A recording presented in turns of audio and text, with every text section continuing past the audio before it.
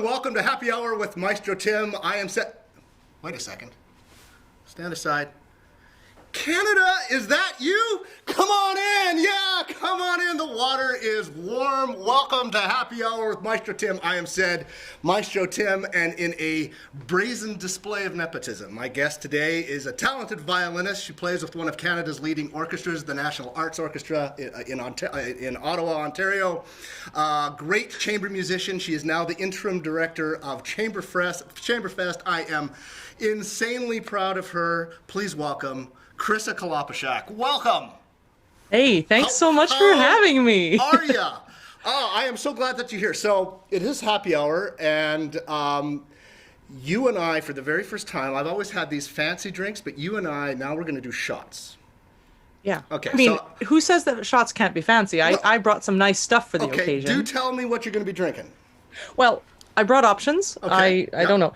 I brought, of course, Alberta Premium, 100% rye, beautiful whiskey, Canadian. And then as a nod to the cornfields, I've got some Bullet Bourbon, 10 year. I'm blessed, thank you. I'm honored. Yeah, well, yeah. I know you have a lot of options down there. We get a few up here. We've got some corn in Iowa, yes. I hear that. Yeah. And then a maple whiskey from Prince Edward County, which is not too far from Ottawa here. And I mean, it's maple. Outstanding. Well, Gotta you know, do that. I'm not allowed to endorse anything on these things, so I can give people clues of what I'm drinking. Suffice it to say, all Canadians are subject to the royal crown. And okay, that's clue number one. And clue number two is, like Orchestra Iowa, we speak like Yoda. With booze backwards, we speak, we do.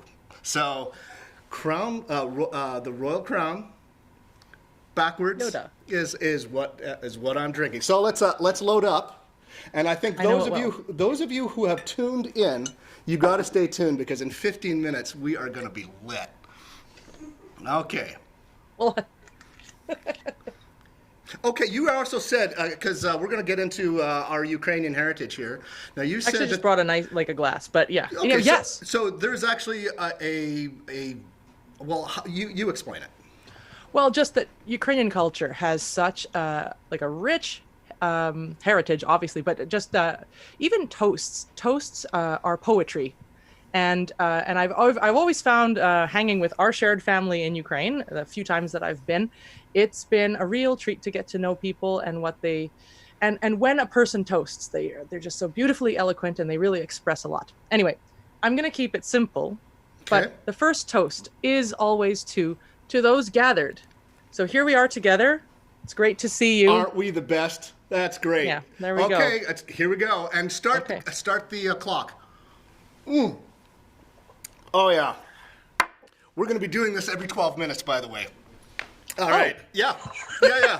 Like I said, okay, I'm in. I'm this ready. is a little bit of a sobriety test as well. So we started with culture. I want to continue with that. Let's go. Off air, I was talking about how Iowa is Czech country. Yeah. We love our Dvorak. Dvorak wrote his Ninth Symphony, The New World, just 20 miles from here or so.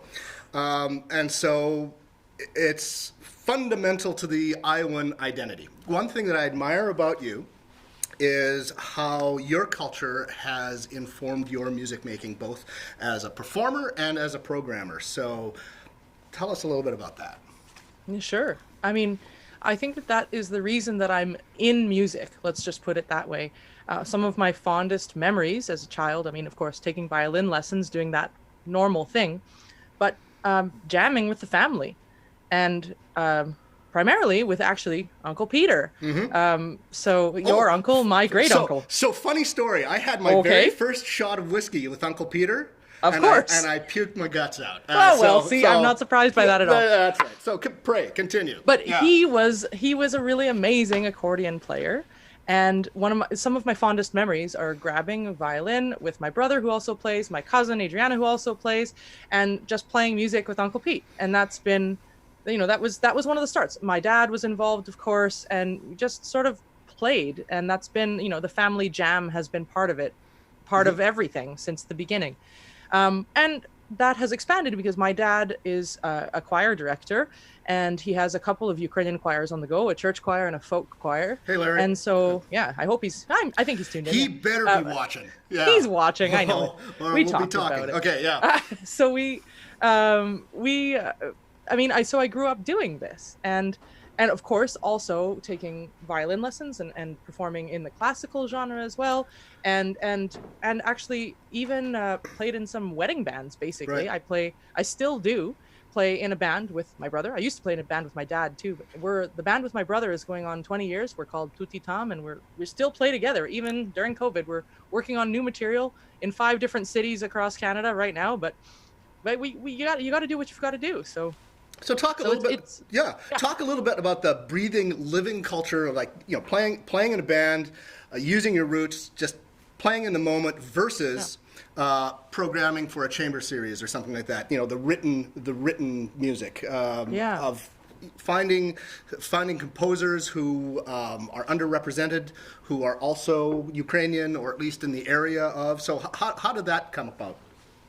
Well, I mean, I studied, when I was in my doctorate at McGill, I chose to study the violin works by Ukrainian composers. And that's something that's really from about 1870 until the present day, with a few works from earlier than that. And I because I had this rich history in the folk music life of Ukrainianness, I thought, well, what's in the classical world? So I checked that out. Now, there are some composers that people don't know very well. Latoshinsky, who's sort of contemporary of Scriabin and stuff like that. Is it the same sort of actually, and sort of very sexy kind of harmonies? Very, very sexy harmonies, and he's really pushing tonality. I played one of his 1926 Sonata. It's tonal, but barely. It is still like so heavily entrenched in tonality that it's still a lot to digest. And I've performed it a few times now, and I really like it. It's heavy for sure, but it's really great. Right. And Silvestrov is a composer that people probably have heard of. Well, if you're going to name one living Ukrainian composer that that would be the one. That would be He's, the one. I think, living in Scandinavia or Germany. I'm not sure where he is now, but he's written a lot for orchestra. His Symphony No. 5 is really quite well known. Gidon Kramer, the violinist, is a real champion of his. Heard of him? Yep. Yeah. Well, and his music is great. Yeah. It's really like Silvestrov goes on this meta music was his thing for a while from the 80s and on, where it's like you're listening to something familiar but through glass or underwater. So it's what you know, but it's distorted. So it's very tonal. So he wrote a bunch of pieces based on Mozart and Schubert. So you can hear that kind of language. But it's put it through this lens of a lens of some sort. Perfect. Yes. Well, you know what I mean. It's something.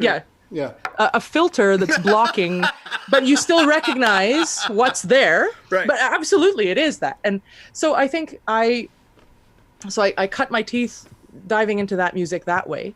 But from then on, I've tried to keep that on the radar as much as I can.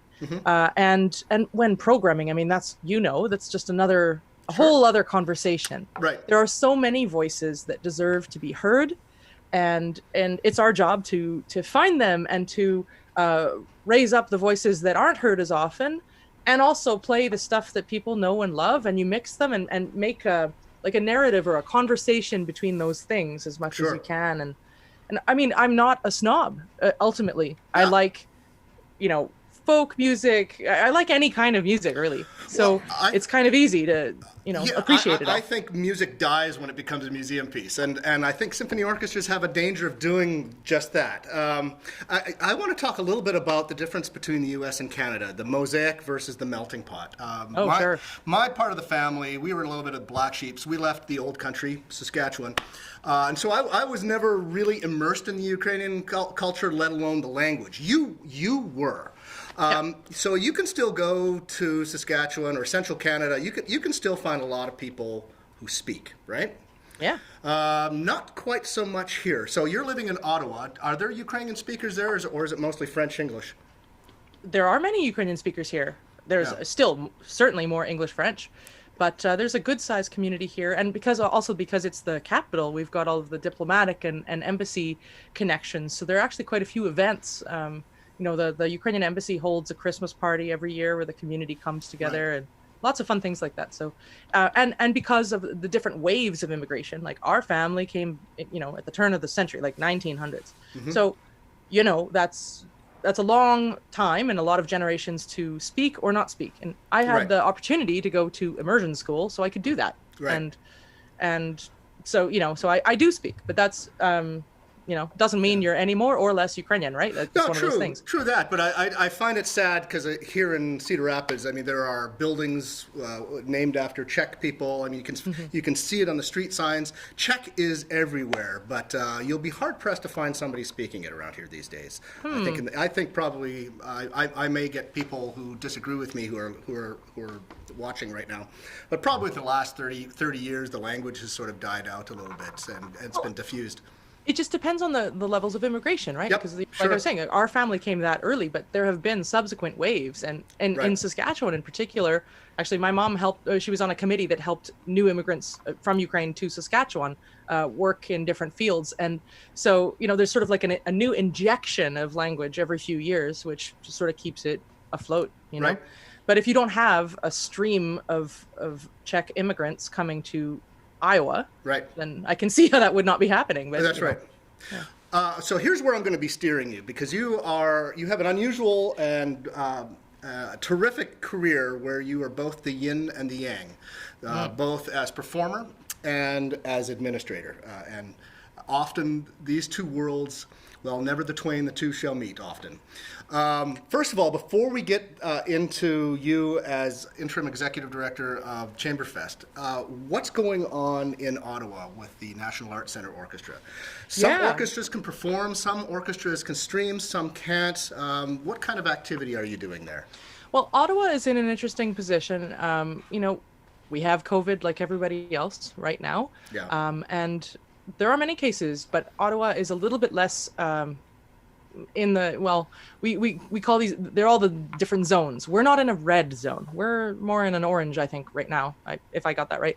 Which means that there are limits to how many people can be in a space. Indoor masking is required. It's a law. And people do that. So we are able to, with the National Arts Centre Orchestra, we had a team, a re-entry committee was established, and they spent months on this. They were looking at all of the studies that had come out and try to figure out the safest way to get us back to work. And the way that they found to do that is actually they got a fog machine, and then they watched air patterns in the room just to establish, like, what's the air exchange? It's a great rate of 3 times an hour or something, which is actually quite good. But we, as an orchestra, we're all there, but we all sit more than 2 meters, 6 feet apart. We're all masked, and none of us share stands. For instance, like as a violinist, I would normally have a buddy, but we all have our own, and we have our spot on our table where we can put our case. And the rehearsals have been shortened to an hour and a half chunks rather than longer. No break, no socializing. If you want to talk to your buddy, you go outside. And so all of these measures have made it possible for us to return to work and get to work. And we've been able to invite very small audiences. We're talking 30 people, something like that, to a few of the shows when allowed by government regulations. And it's been really nice. I mean, we all, of course, want to just play as we did. Like, hey, what was that like, the first rehearsal, when you're like 6 feet, 12 feet, 20 feet away from this person you're supposed to be playing with? That must have been wild. Well, it's weird. It's sort of like, it feels like you're playing with a tape in some ways. But then you find your buddy or someone, whoever you catch your eye with, someone across the orchestra, and you try to play a phrase together. And it's funny that you can do it. You kind of have to suspend your disbelief a little bit at the beginning and then go for it. And so we've had 4 concerts so far, I believe. The last one was James Ennis is our new artist in residence. Oh, he's terrific. Yeah. Is he still living in Florida? Yeah, he came up and quarantined in a cabin in the woods for a few weeks with his family, which was great because his kids got to see snow, and then he played a few places in Canada and spent some time with us, and we had a big Beethoven, of course, program for the birthday weekend here, and that was really fun. But I think we'll pick up in the new year with some more. But it's been great because we've been live streaming. They're on Facebook. I think you can actually still watch all of our concerts at this time if you go back to search the National Arts Center Orchestra, and you can see them. And so that's been really great. And same thing with Chamberfest. To segue there, we've had 5 concerts. Well, the 5th concert is on Monday. We're doing a subscription series, or the front row from home concert experience, with 3 cameras and professional, like, awesome sound. And chamber groups, we've had the Ralston String Quartet, who won the Banff competition, and Russell Braun, amazing Canadian baritone, and his lovely partner. We had Shauna here. When was that? It's drink time. Oh, it's drink time? Oh, first of all. Oh, okay. Drink time. Okay.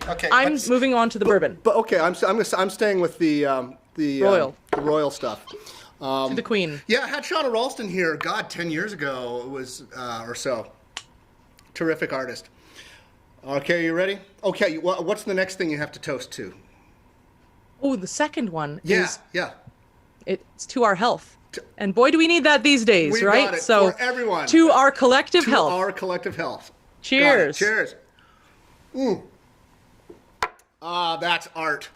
Gotta love it. So, before we get into the weeds about Chamberfest, let me check the to see the chat room. Ann Carter, she's a board member of mine. She's wonderful. She says, "Shots, gotta see it to believe it." Oh yeah, yeah. Okay.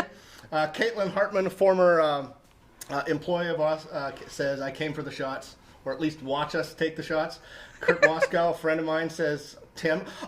Adriana Lebedovich. There we go. Shout out. Hey, Ed, can you send Adriana a link? I will do that. Oh, yeah. Adriana, give us about 10 minutes and then just come on in and we'll have a little bit of a family reunion, okay? So come on.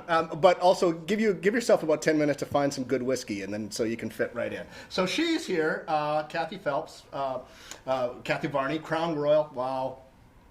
Larry, there's your dad. There he is. There's Dad. Yeah, David Yeoman. Which will be Mom and Dad. Okay. Mom and Dad, the watch together. Alicia, good to see you. By the way, David Yeoman is a friend of mine. He's the one who actually introduced me to that maple stuff that I can't say. Thank you for saying that. I can't say it. I can say it. Yeah. Mike Foch, he's online saying, Dobre Veser? Dobry večer? Dobry večer? Yeah, I totally screwed that up. Dobry večer. Yeah, okay, I'm totally sorry about that. Okay, keep them coming, ladies and gentlemen. Okay. It's nice to be able to follow along with the chat. I'm looking too. Well, that's great. Yeah. So I'm actually Adriana. I'm totally serious. Come on in about 10 minutes, and we'll have some fun. Chamber music. When times are normal, string players can tend to feel a little anonymous, because you're in part of this larger ensemble, and you really live for chamber music. You've always had that part in your upbringing, as you still run Ritornello Chamberfest. Yep. You play with the Ironwood Quartet, and now with the Chamberfest. So, tell me a little bit about. Let's start with the Ironwood Quartet. How does that fit in with the orchestra? Is that a part of the National Arts Center, or is that something independent, or how does that work? Well, short answer, both. Okay. It is independent, but the 4 of us are all members of the National Arts Center Orchestra. And we were invited to play together for a new music series called the Wolfgang Sessions that the NAC does. Right. And it was sort of suggested that the 4 of us play together, thought it would be a good time. And, we had such a great time that first time that we're like, hey, you want to do it? And then I think someone, we were asked to play somewhere, and like, okay, what's a name? Yeah, okay, we need a name. And then we found a name and then kind of continued from there. And in fact, we've played at Ritornello, my festival in Saskatoon. But we also played last summer when people did things. We went to the Maritimes, and we played at a festival on Prince Edward Island, where Julia, the cellist, is from, and also in Nova Scotia at a beautiful Mahone Bay, a beautiful little community there.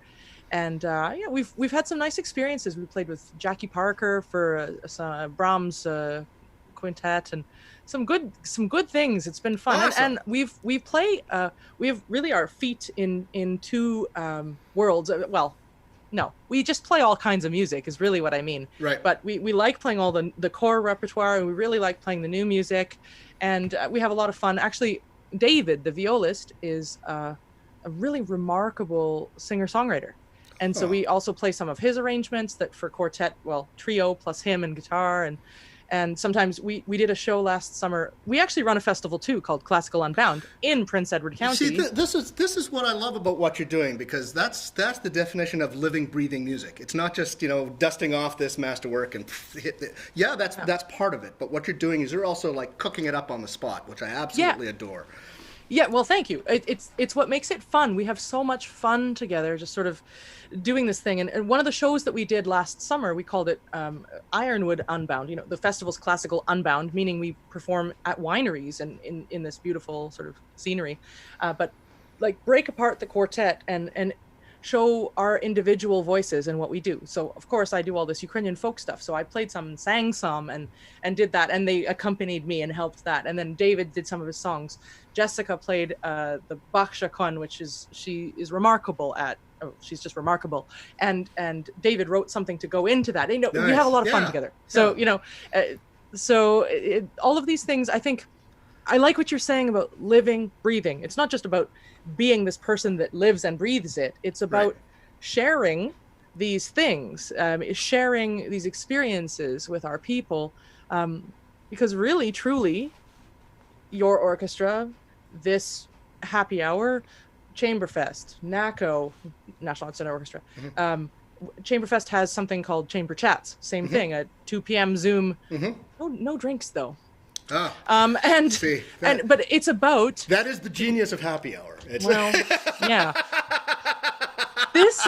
It's all about community. Right. And this is the thing about chamber music in particular, is that it was invented for people's living rooms, and that's why it's so personal and fun. It was just a thing that people would do instead of playing cards or whatever, get together, read some quartets. Right. So clearly Chamberfest is not a summer festival. It is a year-long sort of endeavor, yes. Right? Which makes it, first of all, that's pretty unique already, because a lot of people kind of get away from their day jobs during the summer break to do chamber music. So that is extraordinary. Tell me what surprised you the most as you had to go from performer to administrator to actually organize something like this. Now, because the two avenues of making music happen are very difficult to manage. So, what surprised you the most when you took on the helm? That's a great question and tough to answer. I mean, there are many answers that pop to mind. I'll rattle off a few.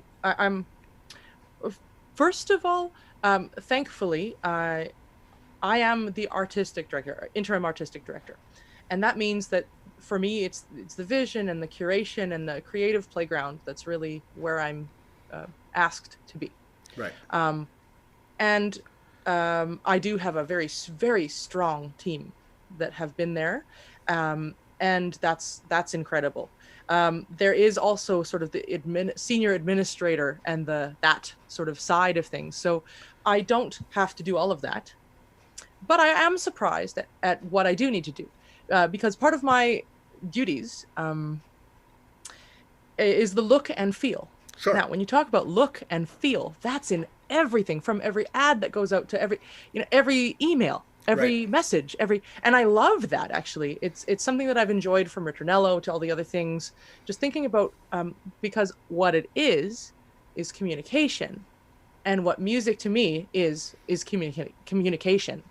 So it's this idea of creating a community and sharing something. And you can do that in a variety of ways. Of course, primarily, it's through music and through programming and creating a narrative. But then also, you have to entice people to come to that and witness that and be a part of it. So I like that. I think the other thing that's been surprising is that, I mean, I'm busy now. I'm now kind of running on, 2 full-time things going at the moment, and I love it. It's really inspiring and invigorating. Mm-hmm. But it's also what all of this administrative side of things, the curation part is its own dream. Right. But what it has done is it's made my practice much more focused. Oh, yeah. And a really different kind of delight. I just find that like when I go to it, it's this emotional release in a different way than it was before. And I love the forced concentration and just like really sitting in a moment and being there and not being divided from the requests of many, or the, so there's this beauty to that, and a clarity to that, which I really am enjoying right now. Every time I pick up the violin, it's an absolute treat. What I find the most frustrating is that there's so much great music out there, so many great ideas out there. Somehow you have to capture as much as you can with as few few opportunities as there are. So I mean, the hopper is always huge and is always full. It's just how do you get it from the idea stage to the stage, from the idea to the stage, because you'll never be able to keep up. And I find that the most frustrating because we're only given so many opportunities. That's right. You have a series, or you have a festival, and there are a finite number of things to program. I have this list. I have a sheet of paper called radar. It's just something where I put something that should be on my radar. Oh, is that part of your bucket list as well? Kind of like that. I don't have a bucket list as per se, but it's just like, this is something I should watch, or this is someone I should watch, or a piece I should think about in the future because it doesn't fit now, but it's so good, something like that. Hey, my sister says, hi, Tim and Carissa, love you guys. Hey. Yeah, that's all right. Send money, Tammy. Send money. Lots of it, okay? Come on, you're the older sister. Hi, Tammy. There you go.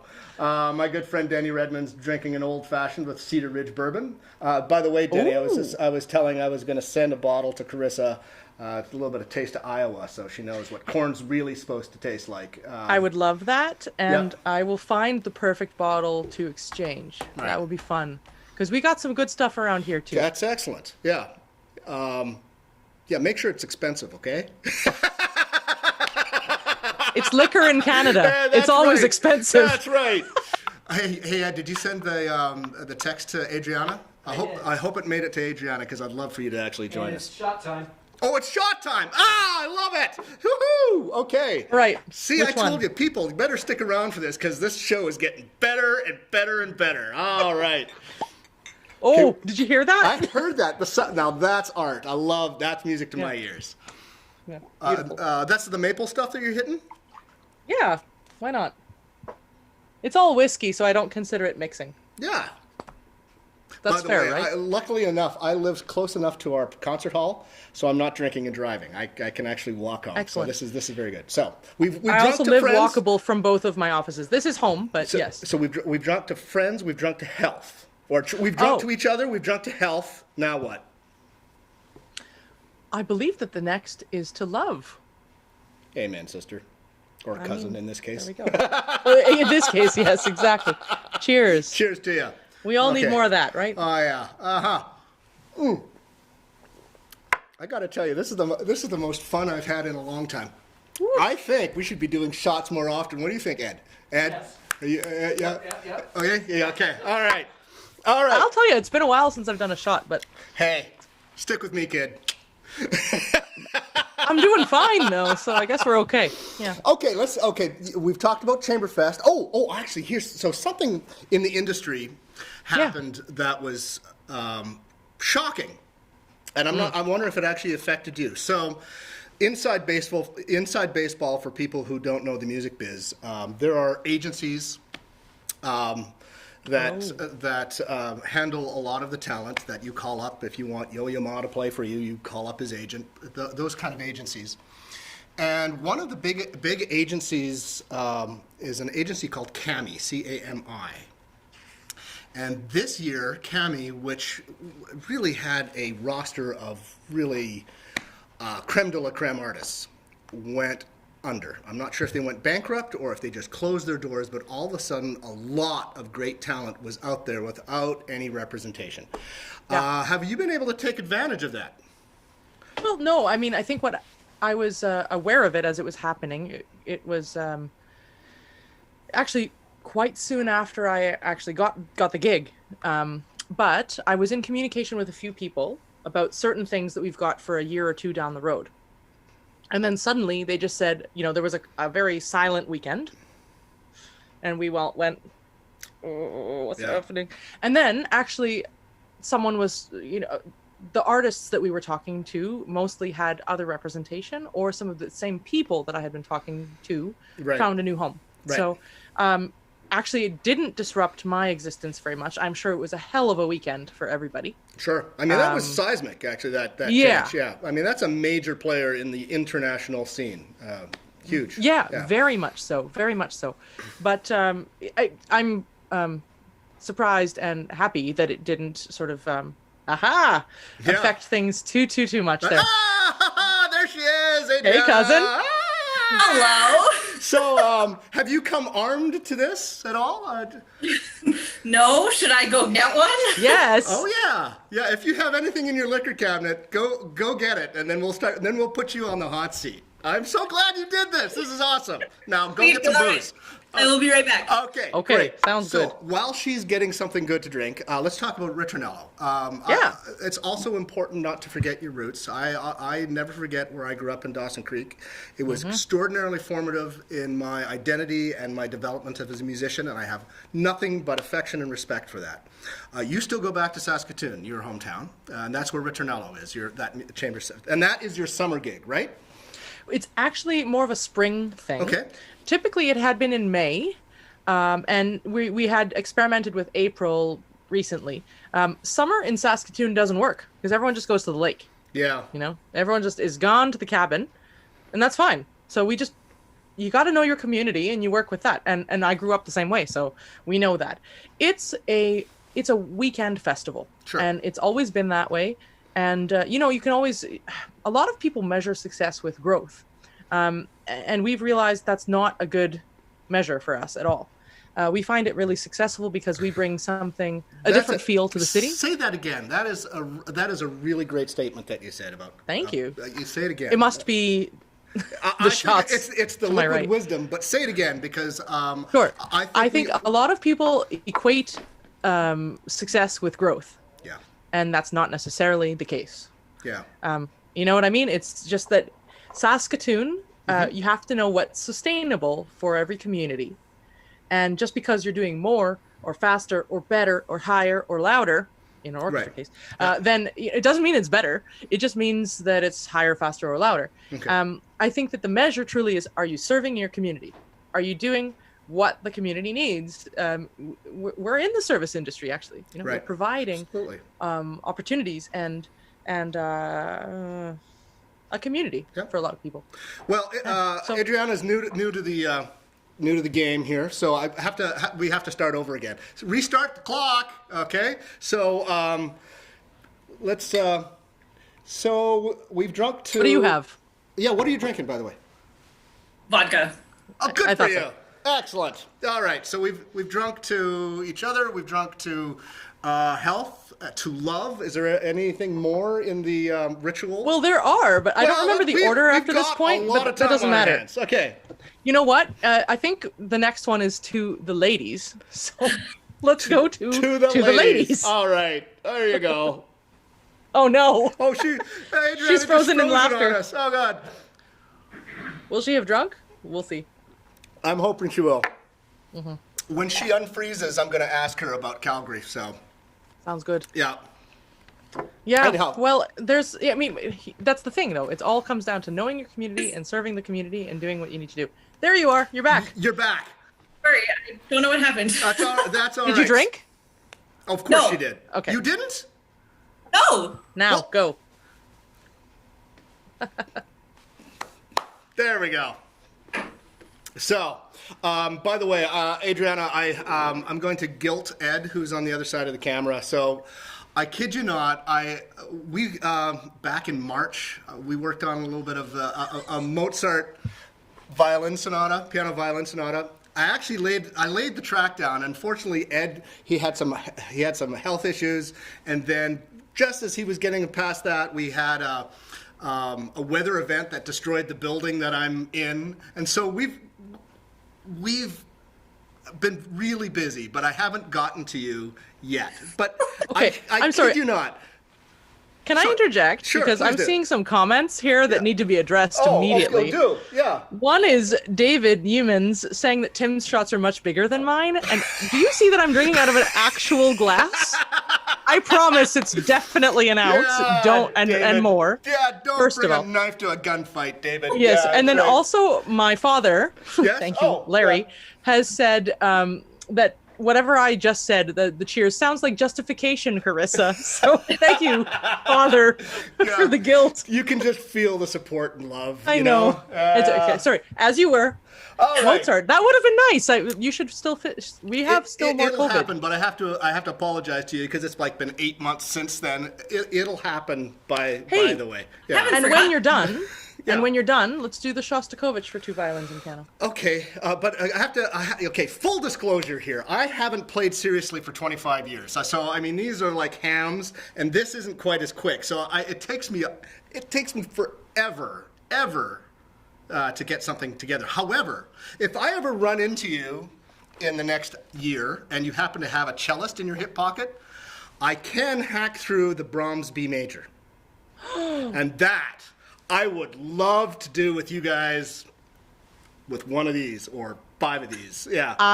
For that, let's just pretend this is okay, but I could play viola, the cello part on viola instead. How about that? Okay.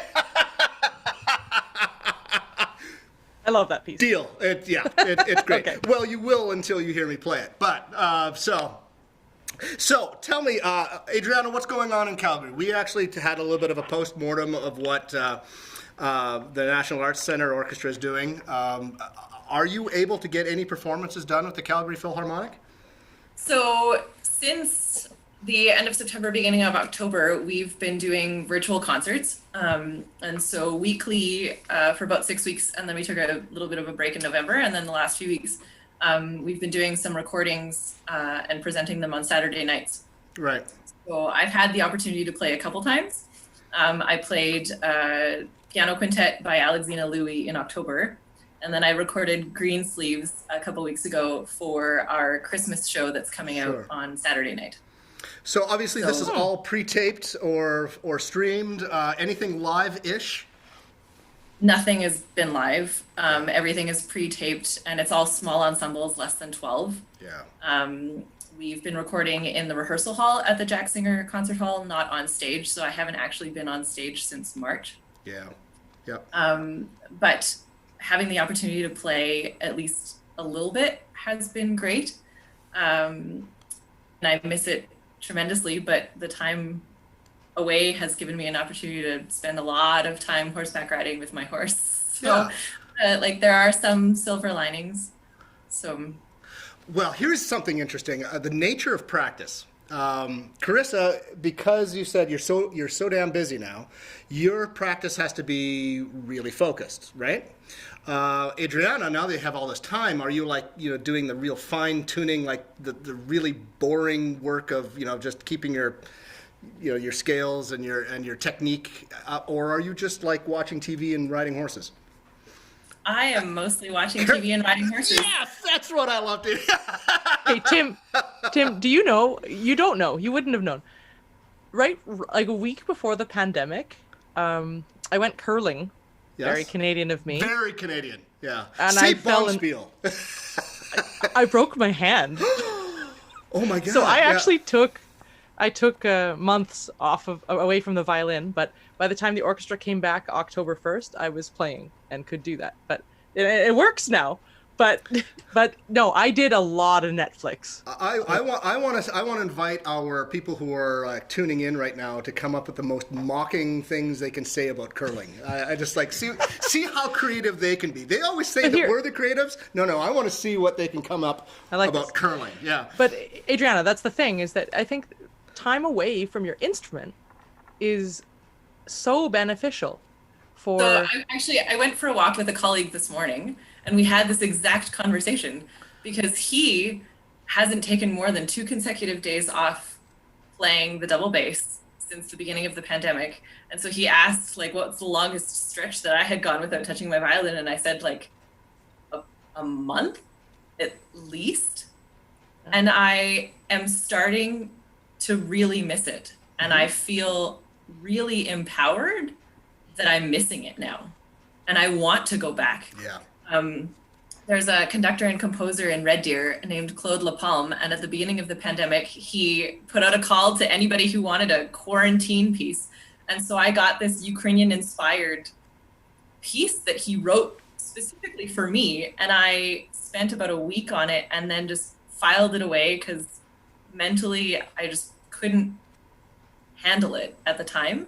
And I'm really feeling the draw to work on that now. And I never learned the Cacciatorian violin concerto, and for some reason right now that's like Awesome. I feel like I should start woodshedding. Yeah. So I'm really excited about feeling that that's what I need right now. And I wouldn't have had that if I hadn't have taken the time away. But I was gonna just to piggyback on what you're saying. I think a lot of people can relate to that. The idea that we've got this this grind. I mean, and everyone, I mean, rightfully thinks that it's such a treat to do music as your career. It is. It's an honor and a privilege, but also it's amazing how your hobby and your love can be also work some days. Like some days you just want to sleep in. That's just fair. So it's nice to have this time away. And we're both in the privileged position of having work to go to. And we have to acknowledge that. But there's something to be said for just that time away and the freshness that comes. And like the world is going to be different now, and everything that we do, whether we're playing or presenting or just talking to our people or neighbors, friends, everything's different, and we can learn from that and do really incredible things with it, I think. What I found remarkable back in the day when I was at the Kansas City Symphony, everybody would after the season ended, they'd all go to their summer gigs. They'd do their festivals, and they'd do all this thing, and they'd work like hell all over the summer, and then they'd come back to the job burnt out. And so they'd come back in September, all just glazed, because sometimes musicians don't know how to turn it off. But when you love it so much, it's hard. Right. And for me, like, it's there's this emotional high when you're at festivals, or particularly good / bad for this. Yep. Right? We've all been at one where plus you don't want to say no. You don't no. want to say no to a gig. I mean, we're all raised with that. It's hard to say no. I think I'm having water. The interesting thing for me this summer was that I spent a lot of time in the backcountry, both with my horse and on my own 2 feet. I backpacked over 200 kilometers this summer. And on a couple of my backpacking trips, I took a violin and played on next to a lake or on the side of a mountain somewhere. And I found that also exceptionally liberating. And then meeting people on the trail with this violin sticking out of my backpack, and they're like, what do you do? And there's this complete disconnect where, what do you mean you're a professional violinist and you're carrying everything on your back for 3 days? Well, if you really want to stop the conversation, you just say assassin. It's done. So Diana Nolan, she says she hasn't done any curling since she cut off her hair and put away the iron. Just kidding. She knows the difference. Atta girl. Diana Nolan is our local music critic, so it's awesome. I like it. Denny Redmond's asking you, how much rehearsal is mental away from the instrument, and how much is physical with the instrument? Okay, I'm sure that's a personal instrument. Adriana, you go first with that question. I guess it would depend on if I know the piece or not. If I don't know it at all, I will start listening and with my music and follow through. So this Alexina Louis piano quintet that I played in October was completely unknown to 2 of the 5 of us. And I spent probably 4 or 5 hours with the score and the music before I even picked up my violin. And then I probably put 25 hours into practicing it because it was extremely difficult, but very rewarding. Sure. But, Beethoven 5 that I've heard on the radio since I was knee-high to a grasshopper. I was just about to say that.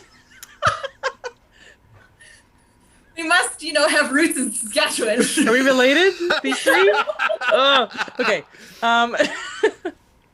Then I know how the piece goes. I know how the second violin part goes. I've played it a million times, so I could probably fudge my way through it without music tomorrow if I needed to, because because it's there. So it depends on if I know the piece or not. I have been blessed with the ability to sight read very well. So God bless you. Yeah. Do that a lot. I often say that musicians, classical musicians, don't play music for a living. They read music for a living, especially, with the sausage making. When you have a busy 5 weeks, it's like gig after gig, it's music by the pound. I mean, you're just like being stuffed with notes per square inch. Exactly. And so in that case, I will put as much effort as I can into everything, but the Mahler symphony is going to get more than, something else. Right. Yeah. Carissa, For me, what about you? it's a little bit different because everybody's different. But in regards especially to sight reading, I'm not as capable a sight reader. I'm much better with my ear in general. I've become a much better sight reader as the years have gone by because my job demands it. Or just like the sheer number of notes I'm reading has made it better anyway. But to the earlier actual question, I think it's sort of it depends on where you're at in your career, I'd also say. When you're beginning or when you're in the formative years of violin learning, then everything requires more practice. At a certain point, you have an established technique that allows you to, there's a baseline that's just higher, and that you don't have to spend as much time on every single piece or every single passage because you've got this to rely on. But until you get to that point, you have to spend a little bit more time actually learning the hard passages. When you have the technique, then you can rely upon that. But I agree wholeheartedly with your assessment, Adriana, that when you're getting to know a piece, like right now, this morning I rehearsed Beethoven Quartet, and also a piece by Jesse Montgomery, amazing Brooklyn composer, and that one has a lot of improv in it. Actually, it's really fun. Both really special, and both not only do you need to know your own part, but you need to know what everyone else is doing so that you can relate to them, communicate with them, make music with them. So I like to, first you just learn the notes. Then you learn what everyone else is doing. And that can be by, looking at a score while the recording is going and following along with other people, or just, playing along with a recording and hearing how your part interplays with all of the others, that kind of thing. So it's hugely important. And the orchestra world is exactly the same in that way. You have to know when the flute is coming and when they need support. And you need to know when the double basses are going to bring you up and, all this stuff. And you also need to know when not to look at the conductor. It's like, oh, no, not here. No, wait. By the way...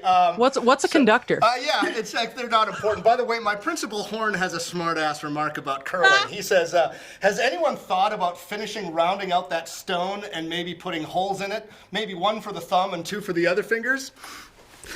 Really? Yeah, you're gonna see curling and raise it to bowling? That doesn't no. Curling is much better. I will take you one shot, and so we're coming up to the end. So I'm gonna have a little bit of the maple stuff here. Yeah. I only brought one shot. Am I supposed to go get another one? Go get another. That's right. Now hurry up. We're running out of material here. We're never running out of material. We're running out of time. We're running out of time. No, I got to tell you, this has been so fun. So a nice wooden floor would be nice. But So what does next year look like for you, or do you even know yet? And I mean actually, generally either orchestra or chamber. Well, both. I can tell you, there will be National Arts Center concerts in the new year, and there's some really exciting projects. Alexander Shelley, the music director, is quite a visionary, and the orchestra is a really special group. And there's by the way, let me make a plug for your orchestra. Actually, I'd also plug the Calgary Philharmonic. But for people who don't know I keep on saying the National Arts Center Orchestra. That's the orchestra in Ottawa, the nation's capital. That's sort of the equivalent of the National Orchestra in Washington D.C. for Americans. But I got to tell you, the Ottawa Orchestra is way better. They're great. So well, I don't know. I don't know the Washington Orchestra so trust well. Me, I do. So hey, you gotta be nice here. That's all right. I'm really proud of what we do. That's for certain. So we have more concerts coming up. Chamberfest. If anyone's curious, just go to chamberfest.com. You'll see it all. We have 8 concerts in the new year. The first one's on January 16th. We're sticking a little closer to home because it makes sense. The first concert is an awesome Baroque group from Montreal. And believe it or not, pandemic has happened before, and they're playing a whole program based around pieces around that time. And 1918-ish, sort of? No. In Bach and Schütz and Buxtehude's time, interesting. the Black Plague, they are doing, there's a Wakeman piece where the soprano and tenor are indicated to stand 3 meters apart from the rest because it's in the score. It's funny. In the score. It's crazy. Great. But we have so many cool things. A really amazing Indigenous artist. My quartet is playing. Echo Chamber that's ballet, and we have lots going on. So come check it out, or come see our the Zoom hangouts like that if you'd like. You're very welcome. The water's warm in Ottawa. Adriana, what's next year looking like for you guys? Because it's looking like hopefully we'll have somewhat of a normal year. Anything on the radar for you? So we don't have anything announced yet. Hopefully we'll have some stuff available in January for the new year. I mean, with cases rising and stuff, it's day to day at this point. We have one concert left of our online series, which will be presented at 7:30 this Saturday night, which is all Christmas stuff. So every year we would do a traditional Christmas concert in a church. So this is sort of our homage to that. So there's the Christmas Concerto by Corelli and I love that. And then some Christmas carols with a brass quintet. Nice. So for me, Nutcracker is my favorite thing to play. Whoa! Ever. Can you say that again? I gotta tell you, I've got an orchestra. I miss it too. Oh my God! Because I was just talking to some of my musicians. You know, I mean, they just dump on the Nutcracker every year just because. Hey, it's hard, but it's great music. And sometimes musicians are trained not to play pieces well. Only because you slough them off. And sometimes just because you can't afford the extra rehearsal, Nutcracker falls victim to that. A Strauss Waltz will fall victim to that. Beethoven 5 will fall victim to that. I am just so delighted that you love the Nutcracker because I think it's fabulous stuff. The music is amazing. Yeah. It's amazing. I miss it too, honestly. I listen to it. One year I played 13 Nutcrackers and then was driving to Edmonton for Christmas with my dad. And Nutcracker was on the radio, and I listened to the entire thing from start to finish again. That's great. After having played it. So yeah, love it that much. Well, let's check out all of our online concerts are at calgaryphil.com. And we actually just released some new CPO merch. You can get some socks. Some swag. All right. Yeah. All right. Oh, yeah. So good stocking stuffers. But yeah, calgaryphil.com is where all of that information is. And all of our concerts are free as well. So if you want a good Saturday night of Christmas tunes, then definitely check that out this weekend. Okay, it's available for 30 days. Time for our last shot. What are we drinking to now? Ooh. Well, we did to the ladies, and I'm an egalitarian. How about to family? The family. Oh, that was exactly what I was going to say. Goddamn. By the way, people don't understand that. We haven't spoken. Well, I mean, Adriana, you and I last spoke when my dad died. Carissa, I don't remember the last time we spoke. Maybe it was Michael's wedding. I mean, we haven't seen each other for years. May this be the first of many chats. The next one may not be public, but or appropriate. But it is really, really nice to see you all. And, I love you too. It's that family. It's the Hankiewicz family and that music connection, man. People trip. We would not be here without that. People trip over the name Hankiewicz and the spelling, but I gotta say, I don't hold a candle to Klopoushak and Lebedovich. I mean, it's true. For Christ's sake, buy a vowel, people. Really. So before we say off, I want to have another shot to you, to Carissa, to Adriana. Thank you so much, and I can't believe Adriana. Thank you so much for dialing in. This is fabulous. So great. To family. Here we go. To family. So I love you too. I am so proud of both of you, and I love the fact that we now have a family industry. Yeah. So stick around because we're gonna go out. Instead of my usual theme song, the music that you're going to be hearing is me singing all 4 parts to Deck the Halls times 10. Next week, my guest will be blues artist Kevin B.F. Burt. We'll see you later. Next time. Cheers.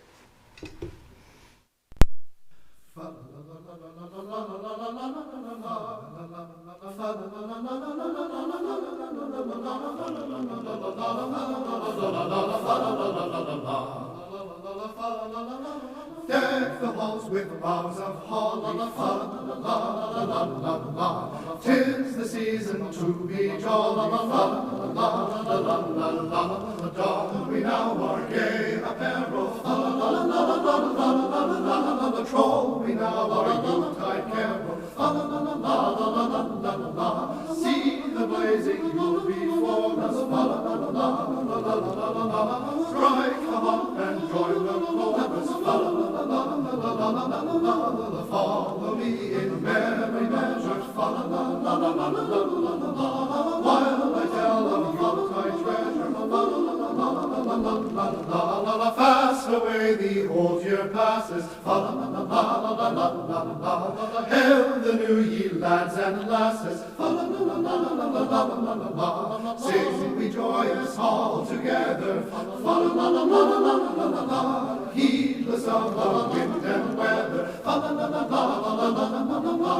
Deck the halls with boughs of holly, 'tis the season to be jolly, fa la la la la la la la la la la la